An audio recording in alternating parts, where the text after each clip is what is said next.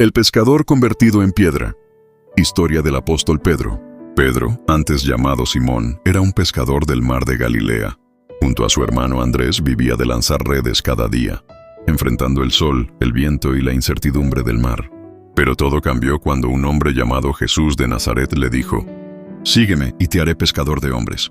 Pedro dejó sus redes y su barca. Siguió al maestro sin saber que ese paso lo convertiría en uno de los pilares de la fe cristiana.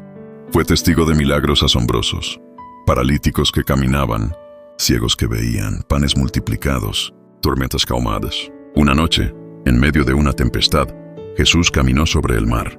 Pedro, impulsivo, pidió hacer lo mismo. Dio algunos pasos, pero al dudar, comenzó a hundirse. Gritó: «Señor, sálvame». Y Jesús lo tomó de la mano. Aquel momento reflejó su carácter, fe valiente pero también humana, frágil.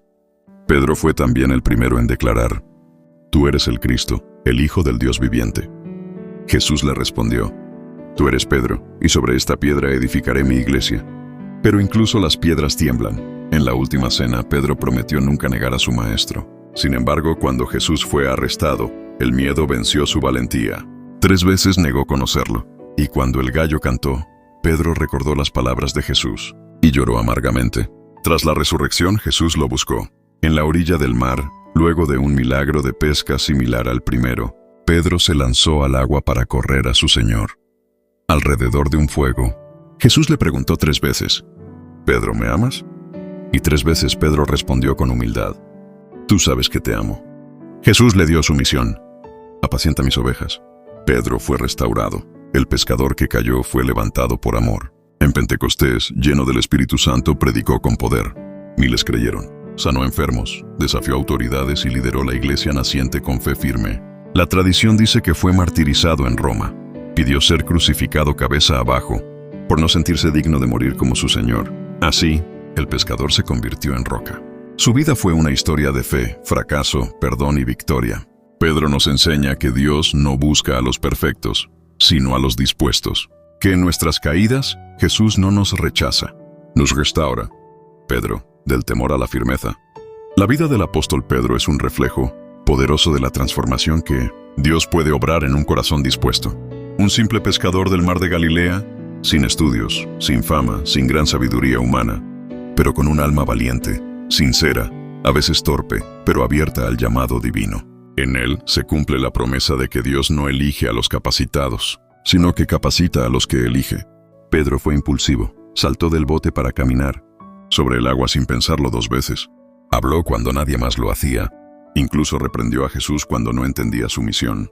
Pero también fue honesto, humano, dudó, se hundió y finalmente lo negó. En el momento más oscuro, cuando su maestro era llevado preso, Pedro, por miedo, negó conocerlo 3 veces. Y sin embargo, ahí no terminó su historia.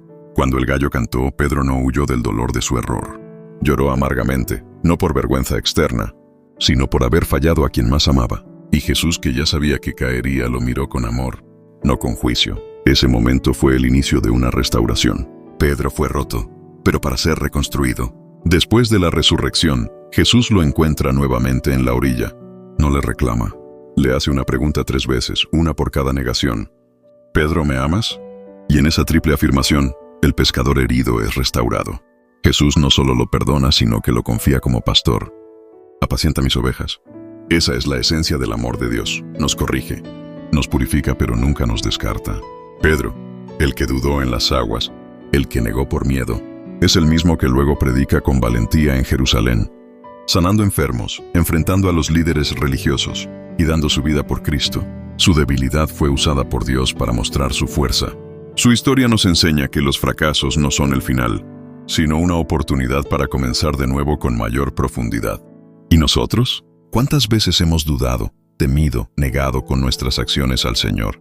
Pedro nos recuerda que siempre hay redención, que el arrepentimiento sincero abre la puerta al propósito, que Jesús no nos define por nuestros errores, sino por nuestro amor y nuestra respuesta a su llamado. Hoy tal vez sientes que has fallado, que no eres digno. Pero recuerda, Pedro también cayó, y fue levantado por la mano de aquel que nunca deja de amar. Dios quiere hacer lo mismo contigo. No importa cuán lejos hayas ido, Él te llama a volver, a dejar las redes de tu pasado y seguirlo, a convertir tus heridas en testimonio y tus tropiezos en fuerza. Porque tú, como Pedro, puedes ser piedra firme en la fe, si solo te dejas moldear por el amor de Cristo.